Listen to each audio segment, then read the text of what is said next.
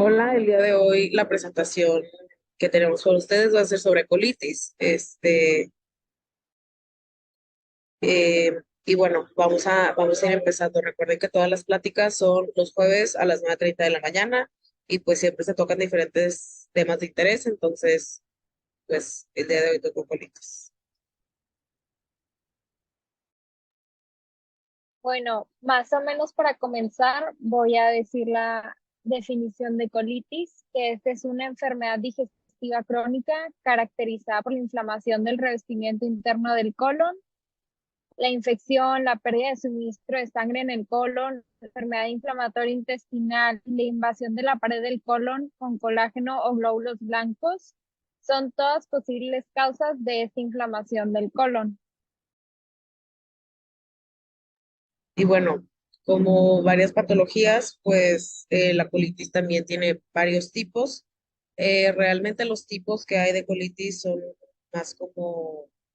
que se categorizan por las diferentes causas que se puede llegar a dar, pero como ya lo platicó mi compañera Eileen, en general la colitis es la inflamación del colon.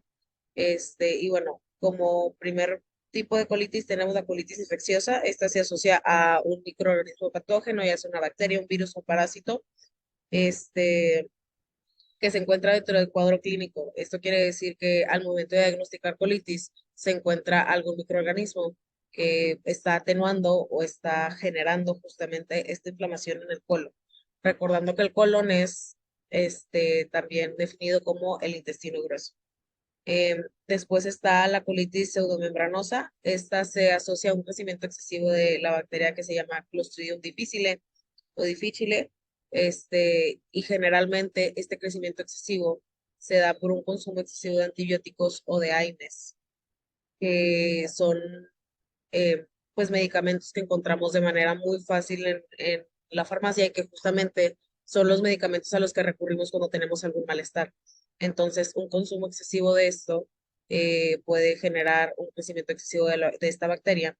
que pues generalmente se encuentra de manera, digamos, sana o equilibrada dentro de de nuestro organismo, como lo es nuestro intestino. Sin embargo, cuando ya se encuentra como alterada su crecimiento o incluso su producción, pues es cuando vamos a comenzar a tener problemas de inflamación.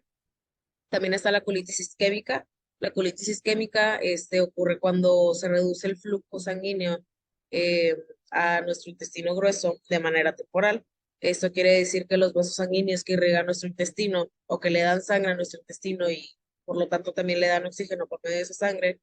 pues se hacen más pequeños, se constriñen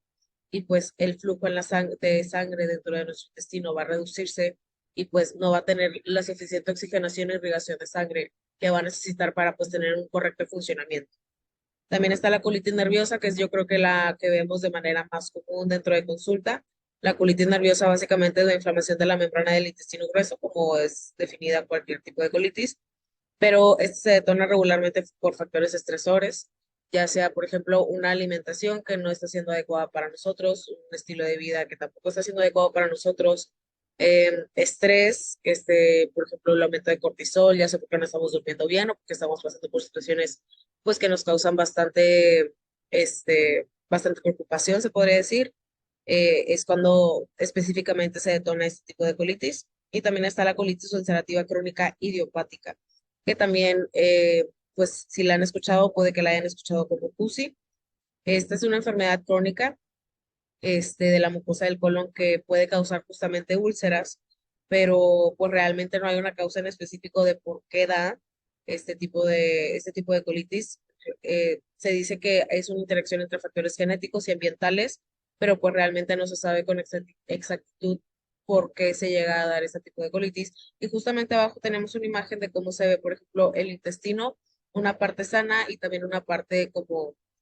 con el padecimiento de colitis ulcerativa, que pues podemos ver que está como un poquito, se puede ver como una apariencia apedreada,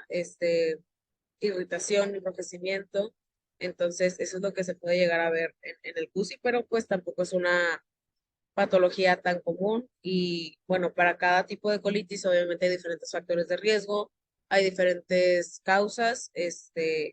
que pues no vamos a tocar tan a fondo, sin embargo, pues sí vamos a estar diciendo como generalidades respecto a la colitis. Y bueno, las posibles causas de manera general, en primera tenemos el consumo excesivo de antibióticos, como ya lo había mencionado, o AINES, el estrés o situaciones estresantes, preocupación, falta de sueño, alguna situación difícil por la que estemos pasando, genética, por ejemplo, que nuestros familiares hayan padecido colitis o incluso CUSI, es un factor como bastante detonante, se podría decir el ambiente en el que estamos, ya sea, por ejemplo, el tipo de ciudad, si estamos en una ciudad un poco más desarrollada, una ciudad un poco menos desarrollada. Justamente, de hecho, el PUSI es más prevalente en ciudades o en regiones donde hay más desarrollo, pues, de población, de industria, de urbanización, que justamente, pues, es como algo muy interesante porque regularmente lo que escuchamos es que las enfermedades como más fuertes, se podría decir, se dan en lugares, por ejemplo, con menos recursos y demás, pero pues no, por ejemplo, puse en esta parte de la excepción. También la alimentación, el no llevar una alimentación adecuada puede detonar, obviamente, alguna causa de colitis e incluso intoxicación alimentaria. Cuando nos llegamos a intoxicar por alimentos, pues probablemente es porque obviamente ya entró algún patógeno a nuestro sistema y entonces ya está causando inflamación y si no nos atendemos de la manera adecuada, pues puede causar obviamente repercusiones que no vamos a querer. Y también están posibles infecciones, pueden ser infecciones virales, infecciones bacterianas e incluso pues de parásitos que podemos obtener por diferentes medios, entonces no solamente por alimentos, entonces pues bueno, son como las cosas más comunes o las causas más comunes por las cuales podemos llegar a padecer cualquier tipo de colitis.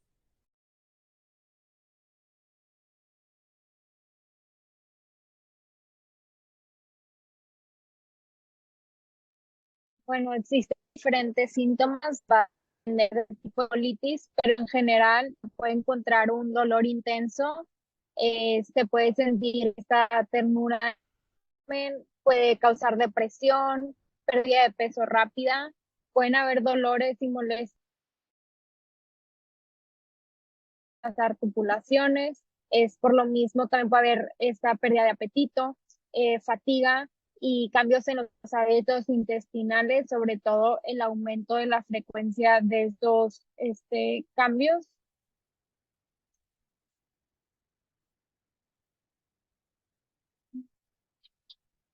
Asimismo, puede haber hinchazón en el tejido del colon, eritema, que es este enrojecimiento de la superficie del colon. Pueden haber úlceras, sobre todo en la colitis ulcerosa, y pueden llegar a haber un sangrado. Puede haber moco y o sangre en las heces y un sangrado rectal y puede causar tanto diarrea como estreñimiento.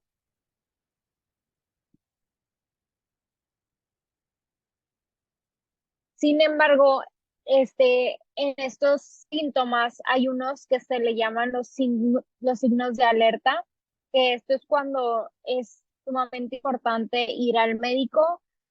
por ejemplo, la diarrea con sangre, un dolor abdominal o eh, muy frecuente, un dolor intenso, sangrado en las heces o sangrado rectal y pérdida de peso muy significativa o muy rápida.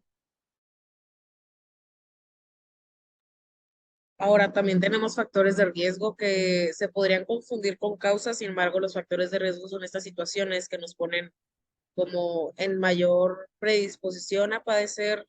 este, a padecer alguna enfermedad, sin embargo, no es un detonante para llegar a padecerla. Y bueno, entre los factores de riesgo que podemos encontrar están los antecedentes familiares, también está el tabaquismo, justamente el tabaquismo,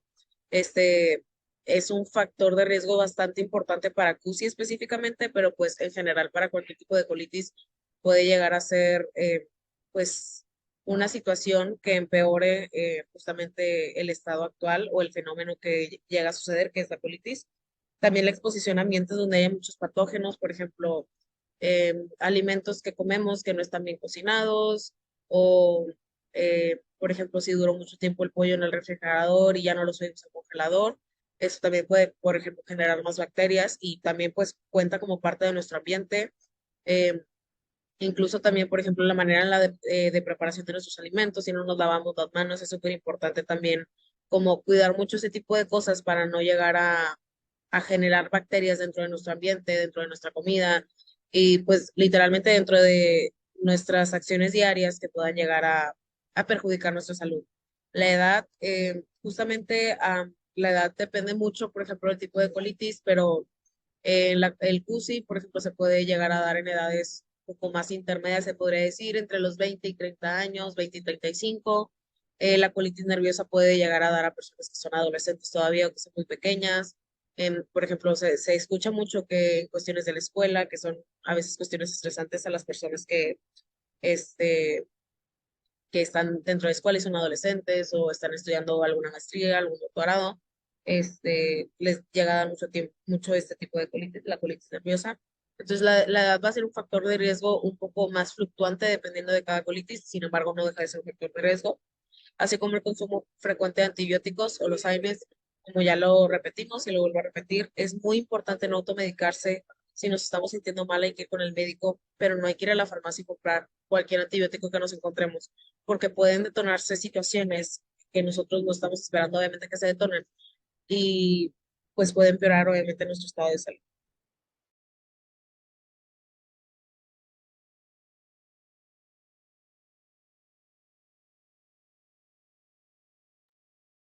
Pueden haber posibles complicaciones en esta enfermedad, por ejemplo, lo que ya mencioné del sangrado en las heces, puede haber una perforación del colon, que es una complicación grave, sobre todo en el cáncer de colon, que aumenta la mortalidad y pues este mal pronóstico, sobre todo se presenta en pacientes con perforaciones tumorales y también puede haber un megacolon tóxico que se presenta cuando hay una hinchazón y una inflamación y pues como resultado de este colon dejar funcionar y en casos muy graves puede llegar hasta haber una ruptura y también puede haber una ulceración, la cual puede provocar inflamación y estas úlceras son como llagas en que puede haber una afectación en general digestivo. Con respecto al tratamiento nutricional y sus generalidades,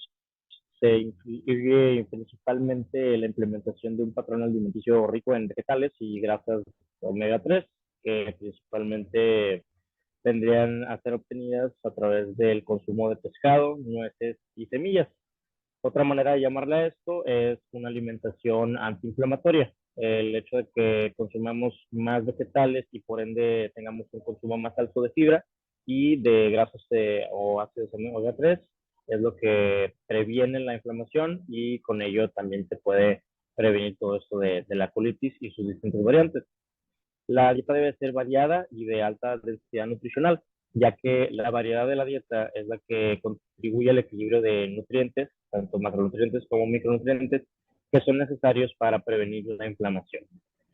Y bueno, a pesar de que en sí la clave de esto sea un patrón alimenticio tal cual, algo individualizado a cada persona, hay ciertos alimentos clave que pueden ser bastante benéficos en este sentido. Por ejemplo, principalmente tenemos a las verduras de hoja verde. Este alimento es uno de los grupos alimenticios más importantes para la colitis, ya que tienen un alto contenido de fibra y también en su composición encontramos bastante agua y se recomienda bastante obtener una buena parte de nuestra fibra dietética a través de este grupo alimenticio. Dentro de ellos puede ser el apio, el cilantro, la lechuga, la selga, la espinaca, etcétera. Y bueno, todos estos alimentos están muy relacionados con la prevención de los procesos inflamatorios del organismo, no solamente de la colitis, sino en general. Segundo, tenemos el grupo de los cereales integrales, que esto puede ser el pan integral, la pasta integral, el arroz, integral, incluso las palomitas de maíz son parte de este grupo de alimentos que tienen también un alto contenido de fibra, lo cual es bastante amigable con nuestro intestino y que también brindan este balance óptimo para la salud intestinal y que con ello se pueda prevenir o suprimir la colitis. El siguiente ejemplo es el tomate. Este alimento está bastante relacionado con la prevención de procesos inflamatorios. Es un alimento que tiene un gran potencial antioxidante y que también por su contenido de compuestos benéficos como el licopeno, pues también se le asocia con un intestino más balanceado, más saludable y que se relaciona con una menor incidencia de colitis. Ahora también tenemos el ajo y la cebolla. Estos dos alimentos en particular tienen un compuesto, un flavonoide que se llama cistina, que pues bueno, además de ser un flavonoide, es un compuesto que tiene también una excelente actividad antioxidante y que además de esto inhibe la inflamación. Entonces, el agregar ajo y cebolla a nuestra dieta en grandes cantidades, que bueno, recordemos que en particular estos dos alimentos pueden funcionar como un potenciador de sabor en bastantes de las recetas que podamos consumir, pues es bastante recomendable aumentar su cantidad y con ello pues favorecer esta cuestión de la inflamación del intestino. Asimismo, tenemos el ejemplo de las frutas. Este grupo alimenticio es sumamente nutritivo, es muy saludable y en especial el grupo de las moras y de las fresas son las frutas que más fibra contienen y con las que más se relaciona un intestino saludable y una menor inflamación sistémica. Entonces, se recomienda bastante el incluir este tipo de frutas en la dieta y también sobre todo por su alto aporte de no solamente de fibras, sino también de vitaminas, de antioxidantes y de minerales también. Y otras frutas como por ejemplo la naranja, la manzana, la pera y la granada, cuando se come entera la pieza, digamos, fresca, por ejemplo, la manzana con todo y su cáscara, la pera con todo y su cáscara, la naranja con todo y toda su pulpa, toda su fibra, también tienen un potencial muy grande en cuanto a mantener esta salud intestinal y prevención de la inflamación. Y de hecho, el grupo de las moras tienen la ventaja de que por su alto contenido de fibra, incluso si las preparamos en algún licuado o en algún smoothie, su potencial de alto contenido de fibra se mantiene. No hay cambios significativos, por los cuales podemos hacernos de vez en cuando un smoothie, un licuado con fresas, moras y saber que estamos obteniendo la misma calidad de fibra y por lo tanto los mismos beneficios intestinales y antiinflamatorios.